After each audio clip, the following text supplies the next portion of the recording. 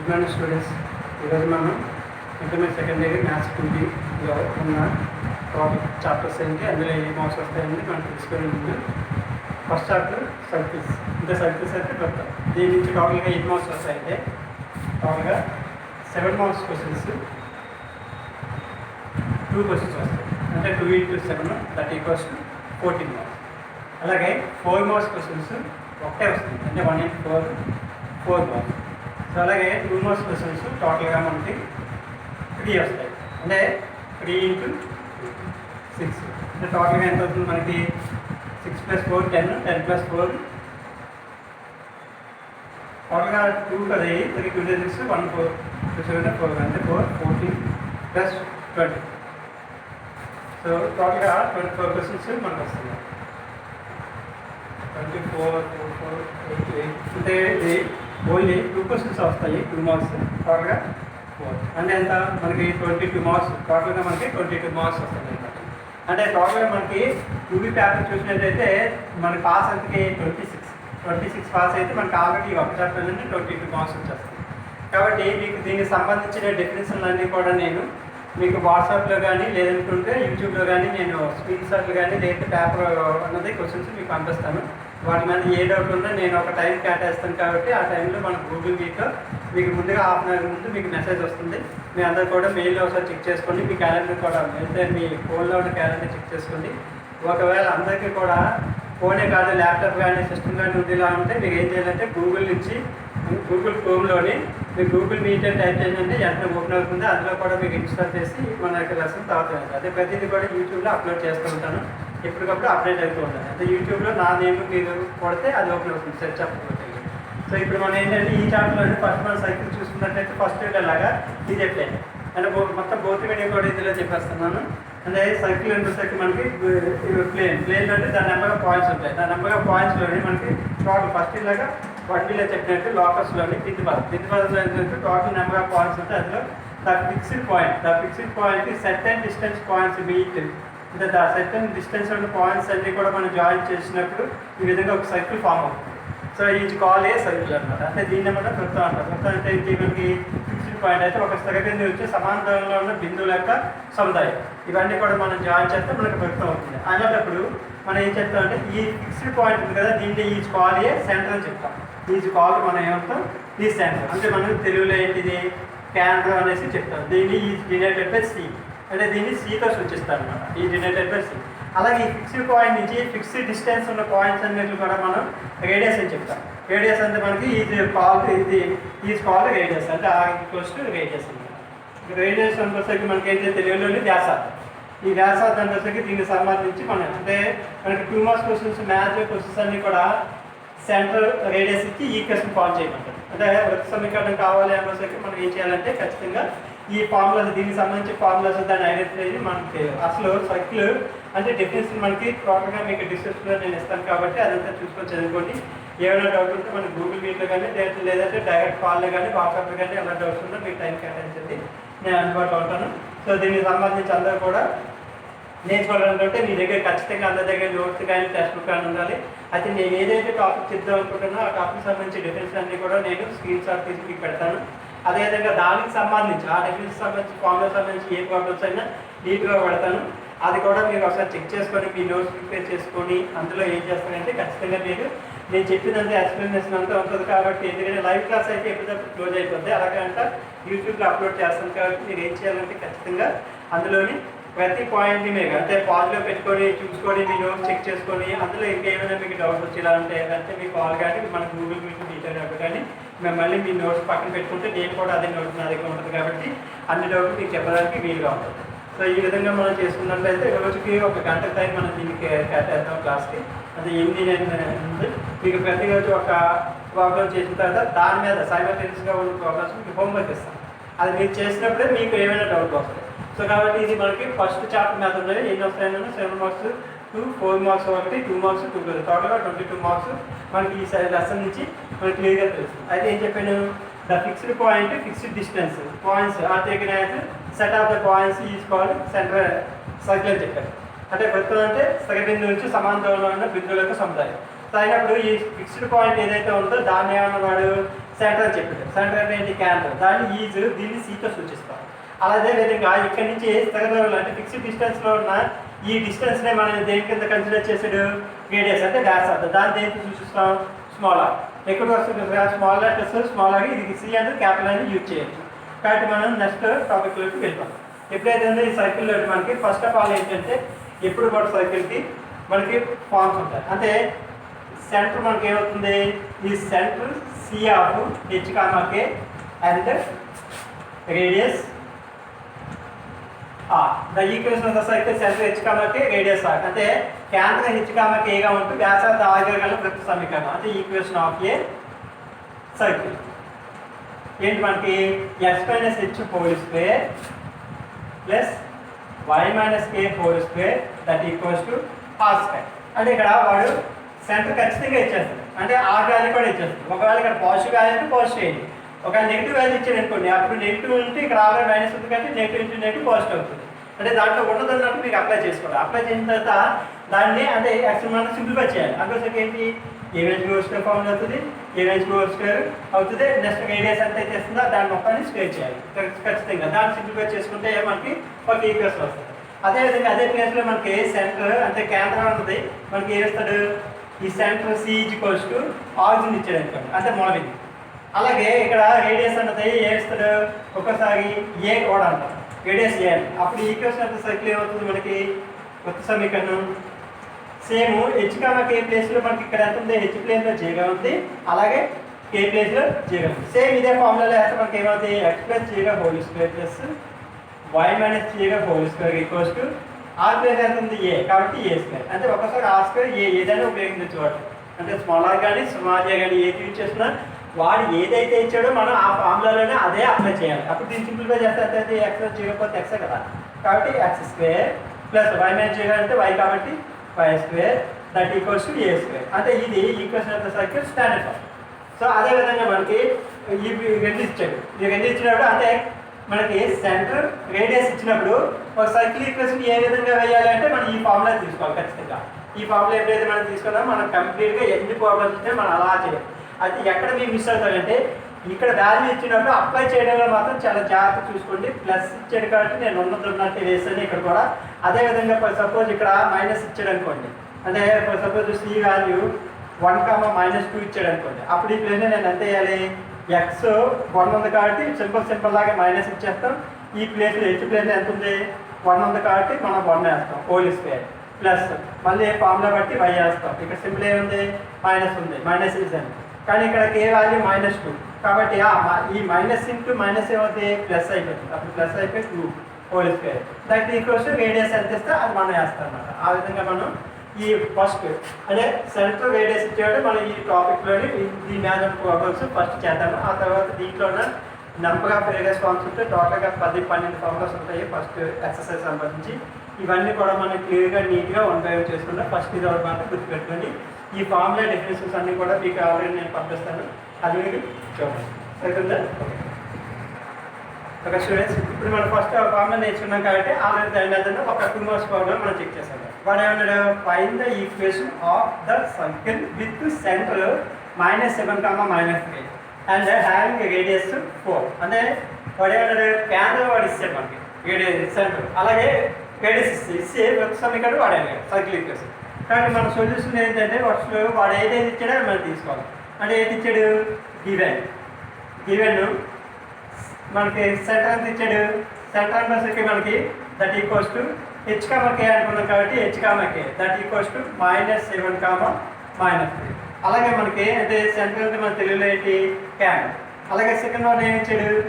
Radius ఇచ్చాడు. Radius అంటే small r that equals to 4. వ్యాసార్థం ఈక్వల్స్ టు మనకి ఎంత ఇచ్చాడు? 4 యూనిట్ ఇచ్చాడు. కాబట్టి ఇప్పుడు మనకు కావాల్సింది ఏంటి? Equation of the circle. Equation of the circle formula ఏంటి మనకి? ఇంతకు ముందు నేర్చుకున్నది x - h whole square plus y - k whole square that equals to are square. ఇంకా ఫస్ట్ ఫార్ములా కాబట్టి మనం ఫస్ట్ ఫార్ములా ఫాలో అవుతున్నాం. ఈ ఫార్ములా ఆల్రెడీ మీకు తెలుసు కాబట్టి ఫార్ములా మొత్తం మర్చిపోకండి. x - h whole square plus y - k whole square that equals to are square. అంటే సెంటర్ రేడియస్ ఇచ్చేడు ఈ ఫార్ములా న్యాచురల్ ఉపయోగించాలి. ఎందుకంటే ఇక్కడ సెంటర్ అనేది ఇంకా మనం ముందుకు వెళ్ళిన కొద్దీ -g - f అంటారు. కానీ ఇంకా మనం అక్కడికి వెళ్ళలేదు కాబట్టి స్టార్టింగ్లో ఉన్నాం కాబట్టి ప్రస్తుతానికి హెచ్కామకే ఫార్ములా ఉంది కాబట్టి మనకి హెచ్కామకే అని అనుకోవాలి. ఇక్కడ ఇదే ప్లేస్లో మనకి ఎలా అయితే హెచ్ వాల్యూ -7 ఉందో అది ఇక్కడ అలా ఉన్నట్టు అప్లై చేశాను. అప్పుడు ఏమవుతుందంటే ఎక్స్ చెప్పాను కదా, ఉన్న ఎక్స్ వేసి సింపుల్ మైనస్ వేసి అప్పుడు హెచ్ వాల్యూ ఎంత -7. కాబట్టి ఈ -7 ఇంటూ -7 అంటే మామూలుగా ఏం చేస్తానో తర్వాత మనం మల్టిప్లై చేసుకోవచ్చు. -7 హోల్ స్క్వేర్ ప్లస్ సరిపోయిందా. ఎక్స్ ప్లేస్ ఎక్స్ ఉంది, మైనస్లో ఉంది. హెచ్ ప్లేస్లో మనకి ఎంత ఉంది -7. -7 అంటే హెచ్ పది -7 తీసుకోవాలి కాబట్టి -7 whole square that equals. Same అలాగే మనం ఇక్కడ వైలో తీసుకోండి, మైనస్ తీసుకోండి. కే ప్లేస్లో మనకి ఎంత కనిపిస్తుంది, కే బదులు -3 కాబట్టి ఇక్కడ -3 వేసి టోటల్గా whole square that equals. Radius ఎంత ఇచ్చాడు, 4 యూనిట్లు ఇచ్చాడు కాబట్టి ఆ ప్లేస్ 4 స్క్వేర్. ఇప్పుడు దీన్ని సింప్లిఫై చేద్దాం మనం. -(-) ఏమైతే మనకి ప్లస్ అంటే x+7 whole square plus y -(-) ఏమైతే ప్లస్ అవుతుంది అంటే y+3 whole square that equals to 4 4 60. ఇది అనమాట మనకి ఈ క్వశ్చన్ అయితే ఫామ్. ఇంకా దీన్ని సింప్లిఫై చేయొచ్చు. మనకి ఆ సింప్లిఫై చేస్తే ఏమవుతుంది మనకి a² అంటే x² ప్లస్ b² అంటే 49 తర్వాత 2ab కాబట్టి 2 7 14 into x 14x. అలాగే ఏమొస్తుంది సేమ్ ప్లస్ హోల్ స్క్వేర్ లాగా ఉంది కాబట్టి మళ్ళీ y² ప్లస్ 9 ప్లస్ 6y. ఈ 60 లెఫ్ట్ హ్యాండ్ సైడ్ తీసుకొచ్చారు. అప్పుడు ఏమవుతుంది ప్లస్ ఉంది కాబట్టి -16 మీకు వచ్చాయి. ఇప్పుడు ఒక ఈక్వేషన్ ఆర్డర్ పెట్టినట్టయితే మనకి ఏమవుతాయి, ఫస్ట్ x² నెక్స్ట్ మనకి y² నెక్స్ట్ x² తీసుకోండి 14x ప్లస్ 6y తర్వాత ఏంది 49 ప్లస్ 9 ఎంత మనకి 58. 58లోంచి 16 తీసేయాలి అంటే 58 -16 అంటే దీనికి ఎంత అవుతుంది 8 2 అంటే మనకి 42 వస్తుంది అంతే కదా. అంటే దట్ ఈక్వల్స్ టు మనకి ప్లస్ 42 దట్ ఈక్వల్స్ టు చేయాలి. ఇదే వాడికి కావాల్సిన ఈక్వేషన్ అంతా సర్కిల్. మనకు కావాల్సిన ప్రతి సర్కిల్ ఎలా ఉంటుంది అంటే ఈ విధంగా ఉన్న ప్రాబ్లమ్స్ అన్ని కూడా మనం సింపుల్గా 2 మార్క్స్గా ఐడెంటిఫై చేసి చేసుకోవచ్చు. ఆ తర్వాత ప్రతి సర్కిల్ ఏ ఫార్మ్స్ ఉంటుందో చూద్దాం. వీటి మీద కొన్ని ఇచ్చేసి కూడా మీకు నేను ఇస్తూ ఉంటాను. ఓకేనా. మళ్ళీ నెక్స్ట్ ప్రాబ్లం కదా. ఓకే స్టూడెంట్స్, ఫస్ట్ ఫార్ములా నేర్చుకున్నాం కదా. సెకండ్ మనం చూసుకున్నట్లయితే the general form of the equation of the circle x² plus y² plus 2gx plus 2fy plus c equals 0. అంటే ఈక్వేషన్ ఫార్మ్ వాడికి ఖచ్చితంగా ఇలా ఇచ్చేస్తాడు అనమాట. ఈ విధంగా ఎప్పుడైతే ఇచ్చాడో మనం ఇప్పుడు ఏం చేస్తాం, సెంటర్ రేడియస్ ఇస్తే ఈక్వేషన్ ఫార్మ్ చేస్తాం. కానీ ఇప్పుడు ఏంటి ఈక్వేషన్ ఇచ్చి సెంటర్ రేడియస్ వాడు అడుగుతాడు. అడిగినప్పుడు మనం ఎలా తీసుకోవాలంటే ఈక్వేషన్ ఈ ఫార్మ్లో ఉంటుందో ఉన్నప్పుడు మనకి ఇలా ఉన్న ఈక్వేషన్కి మనకి సెంటర్ ఇప్పుడు కూడా ఏమవుతుంది కేంద్రం -g, -f అని మనం తీసుకోవాలి. బాగా గుర్తుపెట్టుకోండి, -e, -f అంటే ఈక్వేషన్ బట్టి ఎలా తీసుకోవాలని నేను చెప్తాను. ఇది ఫార్ములా పెట్టి సెంటర్ మనకి -e, -f అండ్ రేడియస్ మనకి ఇప్పుడు కూడా ఎలా ఏమైనా తీసుకోవాలంటే √g² + f² -a అంటే ఇక్కడ g ఇస్తాడు, f ఇస్తాడు, c ఇస్తాడు. g అంటే ఏంటి x కోఎఫిషియంట్. x కనుక ఎంత అయితే ఉందో అది మనకి 2g అవుతుంది, y కనుక ఎప్పుడైతే ఉందో 2f అవుతుంది, c అనేది కాన్స్టెంట్ వాల్యూ. అంటే మనం ఎక్కడ తీసుకున్నప్పుడు ఎప్పుడు కూడా వాడు ఏమన్నాడు -g, -f అన్నాడు. అంటే x కోఎఫిషియంట్ 2g ఉంది కాబట్టి ఎంత ఉంటే అంత x కోఎఫిషియంట్ ఎంత ఉంటే అందులో హాఫ్ తీసుకోవాలి.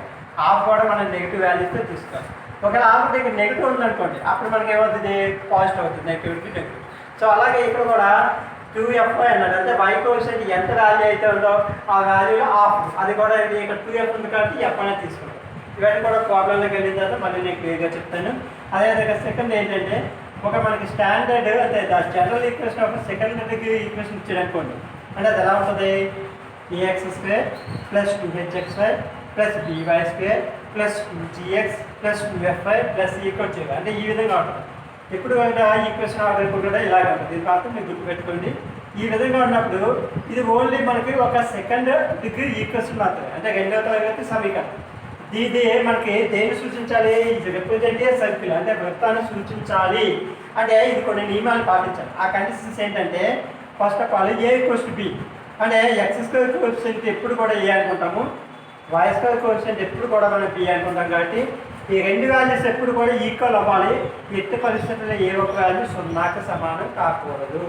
ఈ నాటికం చేయడం అంటే నీకు ఏం తెలుస్తుంది, x² టైం ఉండాలి, y² టైం ఉండాలి. ఈ రెండిట్లో ఉన్న x² కోఎఫిషియంట్, y² కోఎఫిషియంట్ అంటే x² గుణకము y² గుణకాలు రెండు కూడా ఎలా ఉండాలని చెప్పాడు, సమానంగా ఉండాలి అని చెప్పాడు.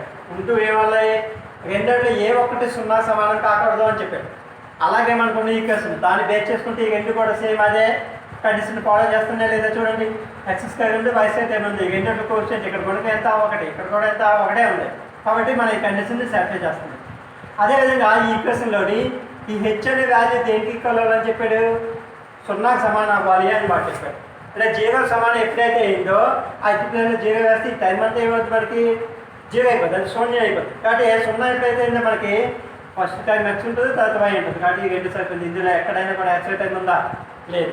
కాబట్టి ఈ నియమాన్ని కూడా అది పాటించాలి. ఇంకో మూడోది ఏంటంటే ఈ g square plus f square minus a c అనే ఈ వాల్యూ ఎప్పుడు కూడా అయితే పాజిటివ్ లేదా 0కి సమానమై ఉండాలి.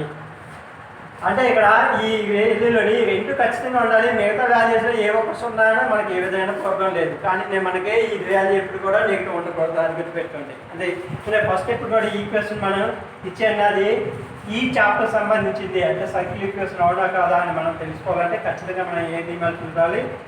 ఫస్ట్ కండిషన్ ఏ క్వశ్చన్ బి ఉందా లేదు చూడాలి. సెకండ్ కండిషన్ హెచ్ అనేది 0 సమానం అవ్వాలి. ఈ రెండు కండిషన్లు మనం చూసుకుంటే సరిపోదు. ఈ కండిషన్ మనం తర్వాత ఫిక్స్ చేసుకోవచ్చు, అదే పనే కాదు. అంటే మనకి మెయిన్ ఈ రెండు కేసులు సెట్ అవ్వాలి అంటే ఈ కేసు అనేది వాడి ఎట్టి పరిస్థితుల్లో ఎప్పుడు కూడా ఇవ్వడు. కాబట్టి ఏ క్వశ్చన్లో కూడా ఎక్స్ట్రా టైం ఉండదు, ఇబ్బంది చేయలేదు. కాకపోతే వాడు ఇచ్చింది ఈ ఈక్వేషన్ ఇచ్చినప్పుడు ఎక్స్ స్క్వేర్ గుణకం వై స్క్వేర్ గుణకం ఖచ్చితంగా సమానంగా ఉందా లేదని ఫస్ట్ చెక్ చేసుకోవాలి. ఇది మాత్రం మెయిన్ మీరు గుర్తుపెట్టుకోండి. దీని మీద ఒక ప్రాబ్లం అంటే 2 టైప్స్ ప్రాబ్లమ్స్ నేను చెప్తాను. అంటే ఎక్స్ స్క్వేర్ వై స్క్వేర్ గుణకాలు ఇక్కడ ఏంటంటే 1 ఉన్నప్పుడు ఒకవేళ 1 కంటే గ్రేటెస్ట్ వాల్యూస్ 2 కానీ 3 కానీ 4 కానీ ఎంత వాల్యూ ఉన్నా అది ఉన్నప్పుడు మనం ఏ విధంగా చెప్పాలంటే మనం పూర్తిగా ఫాలో చేస్తున్నాం. సో ఓకే, మళ్ళీ మన ప్రాబ్లంలోకి వెళ్తాం.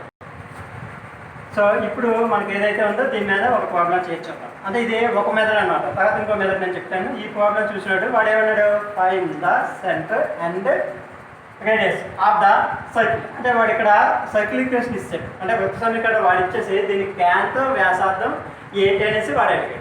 క్యాంతో వ్యాసార్థం కనుక్కోవాలి. కాబట్టి మనం ఎప్పుడు కూడా దీన్ని దేంతో కంపేర్ చేయాలి, స్టాండర్డ్ ఫార్మ్ ఈక్వేషన్ ఏదో దాంతో కంపేర్ చేసుకోవాలి. అంటే కంపేర్ చేసినప్పుడు మనకి ఈ విధంగా ఉన్నప్పుడు సెంటర్ వాడు ఏమన్నాడు, -g, -f అని చెప్పాడు.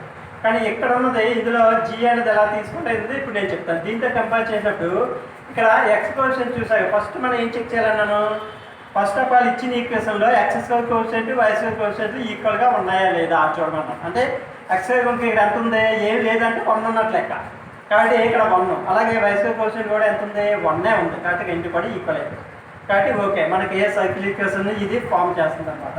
సో కాబట్టి ఇబ్బంది లేదు. కాబట్టి ఫస్ట్ మనం నెక్స్ట్ ఏం చేయాలి, ఎక్స్ కోఎఫిషియంట్ ఇక్కడ 2g అంటే ఇక్కడ 2g ఈక్వల్స్ టు మనకి ఈ ప్లేస్లో ఎంత ఉంది, 2 ఉంది. అంటే దీంతో కంపేర్ చేస్తున్నాం కాబట్టి ఇక్కడ 2g ఈక్వల్స్ టు ఇక్కడ ఎంత వాల్యూ ఎంత అంత మనం తీసుకోవాలి 2. దీన్ని మనం సింపుల్గా చేసినట్టు మనకి g వాల్యూ కావాలి, క్యాన్సిలేషన్కి అవకాశం ఉంది. కాబట్టి మనకి g వాల్యూ ఎంత వచ్చింది, 1 వచ్చింది.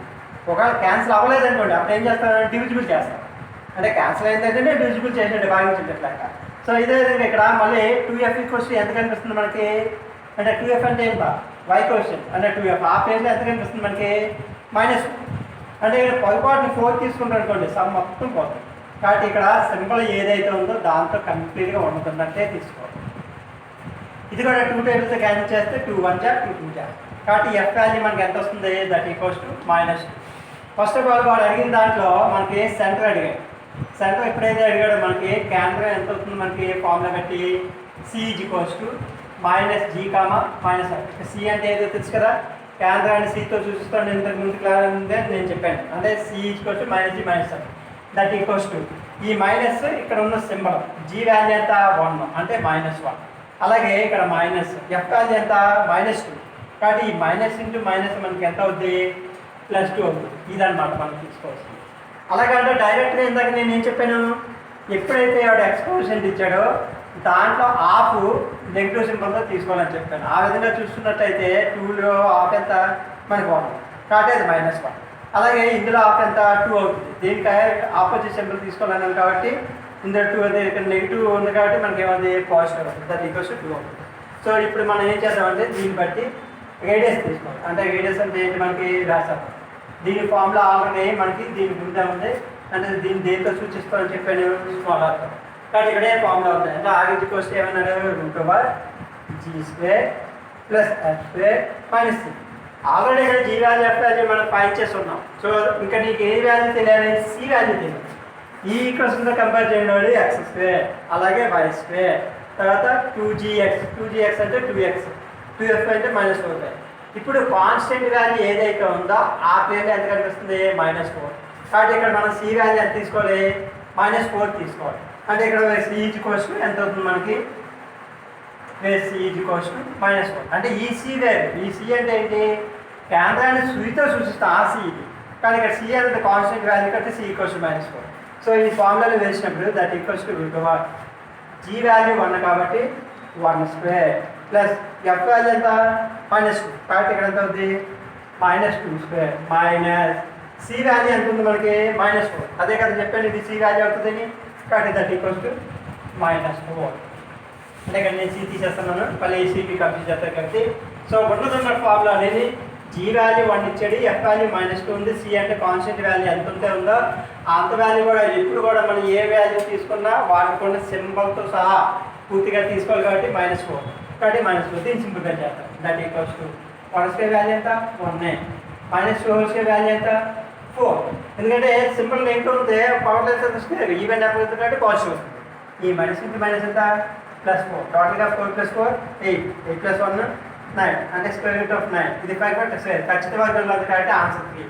ఒకవేళ 5/2 లేదనుకోండి, అంటే అలాగా 6 కానీ 7 కానీ 8 కానీ వచ్చాయనుకోండి, ఉన్నదన్నట్టు వచ్చేయండి, ఏ ప్రాబ్లం లేదు. అంటే ఇలా 5/2 ఇవ్వలేకపోయిన తరుణంలో ఇలా చేసిన ఆన్సర్ తప్పేం లేదు. అంటే ఇదనమాట. అంటే మనకి ఒక ఈక్వేషన్ ఇచ్చి దాని యొక్క సెంటర్ రేడియస్ ఫైండ్ చేయమంటే మనం దేంతో కంపేర్ చేసుకోవాలి, పై టాప్లోని ఈ ఫార్ములాతో కంపేర్ చేసుకొని అలాగే అంటే మీరు చూసినట్టు వేసేసి ఇక్కడ డైరెక్ట్ g వేసేస్తానండి, డైరెక్ట్ f వాల్యూ వేసేస్తా అంటే అలవాటు ఉంటే పర్లేదు వేసుకోవచ్చు. కానీ ఇంకా ప్రాక్టీస్ తక్కువ ఉంది కాబట్టి మనం ఫస్ట్ ఆఫ్ ఆల్ ఏం చేయాలంటే ఈ ఈక్వేషన్ స్టాండర్డ్ ఫార్మ్ ఈక్వేషన్తో మనం కంపేర్ చేసుకొని 2g అన్నది ఇక్కడ వాల్యూతో ఈక్వల్ అలా gf ఫైండ్ చేయండి. కాన్స్టెంట్ వాల్యూ ఐడెంటిఫై చేసి కేంద్రం వ్యాసార్థాన్ని ఈ విధంగా తీసుకోండి. కానీ ఇంత ముందే మీకు చెప్పాను, ఫస్ట్ ప్రాబ్లం చేసినప్పుడు సెంటర్ అనుకోసరికి ఈ ప్లేస్లో మనకి ఏమి ఇచ్చాడు వాడు h, k అన్నాడు కింద అడగవుతున్నాం. కానీ ఇప్పుడు ఏమన్నాడు సెంటర్ -g -f అన్నాడు. అంటే మీకు ఇందాక నేను ఆల్రెడీ చెప్తున్నాను, మనకి వాడిచ్చిన క్వశ్చన్లో సెంటర్ అన్నది కేంద్రం వ్యాసార్థం ఇచ్చేస్తే అప్పుడు ఆ సెంటర్ని h, k అని తీసుకోవాలి. అర్థమైందా? వాడి కేంద్రం ఇచ్చేస్తే దాన్ని h, k అనుకోండి, దాని ఫార్ములా సెపరేట్. అలాగే వాడు ఈక్వేషన్ ఇస్తే అప్పుడు సెంటర్ మాత్రం -g -f తీసుకోండి, అప్పుడు h, k కాదు. అది మాత్రం గుర్తుపెట్టండి. లేదండి ఇంకా అప్డేట్ నేను బుక్లో చూసాను ఇక్కడ h² + k² -c ఉందండి అంటే అప్పుడు నువ్వు ఇక్కడ ఏం తీసుకోవాలి -h -k తీసుకోవాలి. అప్పుడు నీకు ఇక్కడ కొంచెం కన్ఫ్యూజ్ అవుతుంది. కాబట్టి ఉన్నదంతా ఫాలో అయ్యింది. ఎప్పుడు కేంద్ర వ్యాసార్థం ఇచ్చినప్పుడు మనం h, k తీసుకోండి, కేంద్రం కింద వ్యాసార్థం అంతా కామన్గా ఉంది. అలాగే ఈక్వేషన్ ఇచ్చాడు మాత్రం సెంటర్ని g, f తోటే మీకు ఐడెంటిఫై చేయండి. ఈ టైప్ ప్రాబ్లమ్స్ అన్ని కూడా మీకు మళ్ళీ నేను వాట్సాప్లో పెడతాను. దీని మీద అంటే ఒక ఈక్వేషన్ ఇచ్చాడు, ఇది ఒక్క మెథడ్. ఇలాంటి నెక్స్ట్ సెకండ్ ప్రాబ్లం మనం కంటిన్యూ అవుతాము, మీరు ఫాలో అవుతుండండి. ఓకే స్టూడెంట్స్, ఇప్పుడు ఇందాక ఒక మెథడ్ నేర్చుకున్నాము, అదేవిధంగా సేమ్ ఇంకో ఈక్వేషన్ అయితే సర్కిల్ వృత్త సమీకరణం ఇచ్చాడు, దానికి కూడా ఏమి అడిగాడు కేంద్రం వ్యాసార్థం అడిగాడు సెంటర్ రేడియస్. సో ఇప్పుడు ఈ ఈక్వేషన్ దేంతో ఈక్వల్ చేయాలన్నాను, ఇది comparing with standard form equation దీంతో ఈక్వల్ చేయమని చెప్పాను. సో దీంతో కంపేర్ చేసి పోల్చినప్పుడు మన జాగ్రత్త చూడండి. ఫస్ట్ ఏం చెప్పాను, వాడిచ్చిన ఎలాంటి స్టాండర్డ్ ఫార్మ్ ఈక్వేషన్ కైనా x² కోఎఫిషియంట్ y² కోఎఫిషియంట్ ఈక్వల్గా ఉండాలి అని కండిషన్ 1 నేను చెప్పాను. అదేవిధంగా ఉందా లేదా, ఓకే కండిషన్ 1 సాటిస్ఫై చేస్తుంది. వాడిచ్చిన ఈక్వేషన్లో హెచ్ టైం అంటే అర్థం ఏంటి, xy టైం అన్నది ఉందా లేదు కాబట్టి ఈజీ లేకపోతే సర్కిల్ ఇదే వృత్త సమీకరణాన్ని 100% సూచిస్తుంది.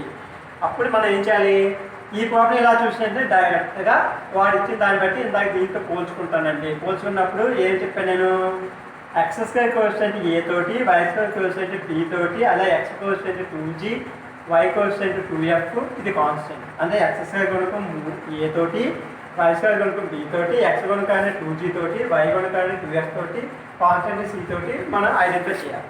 చేసినప్పుడు ఉన్నదన్నట్టు ఇందాకలాగే నేను ఇందులోని x కోఎఫిషియంట్ హాఫ్ కదా అన్నారు కాబట్టి దీంట్లో హాఫ్ ఎంత 3 అవుతుంది కదా, ఇక్కడ సింపుల్ ఆపోజిట్ తీసుకోమన్నారు కాబట్టి ఇక్కడ ఎంత అవుతుంది నాకు, ఇక్కడ మైనస్ ఉంది కాబట్టి +3 అవుతుంది అంటే అంత తప్పని.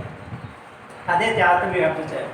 మనం ఏదైనా ఈక్వేషన్ ఈ చాప్టర్ సంబంధించినందుకు అనుసారం కరెక్ట్ కాదండి, కానీ దీన్ని బట్టి ప్రాబ్లం చేయాలి, దానికి కేంద్ర వ్యాసార్థం ఐడెంటిఫై చేయాలంటే ఈ ఈక్వేషన్ ఫామ్ ఎప్పుడు కూడా ఇలాగే ఉండాలి, అంటే ఇదే రూపంలో ఉండాలి, ఇలాగే ఉండాలి తప్ప ఇది సర్కిల్ ఈక్వేషన్ కాదంటలేదు. కానీ సమ్ చేయాలంటే ఈ ఫామ్లో ఉండాలి ఖచ్చితంగా, అంటే ఇదే రూపంలో.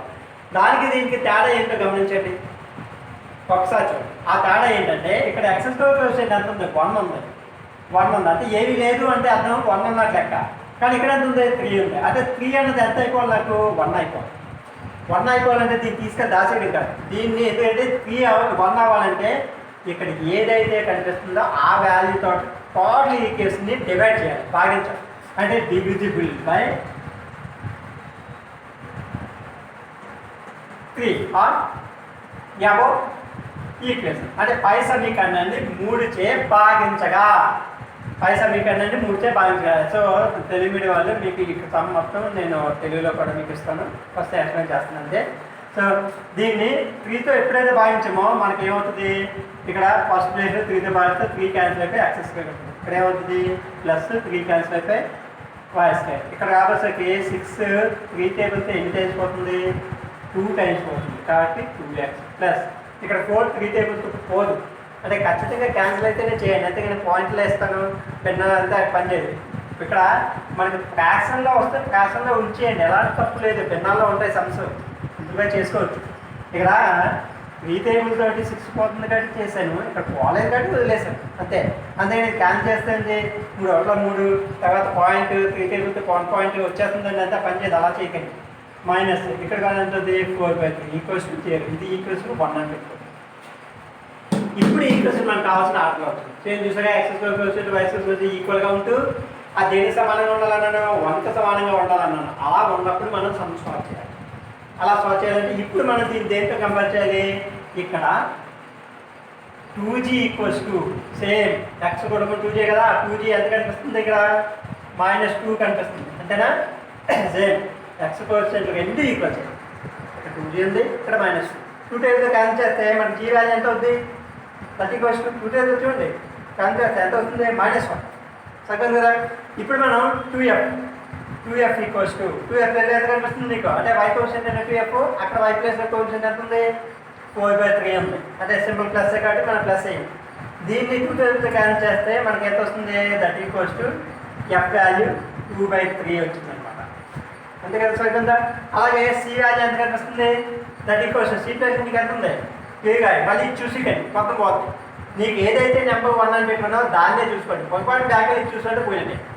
అందుకని ఐడెంటిటీ నేను నెంబర్స్ ఇచ్చుకోవాలని చెప్తాను. అంటే 1 నుంచి కాబట్టి సి వాల్యూ ఎంత తీసుకోవాలి?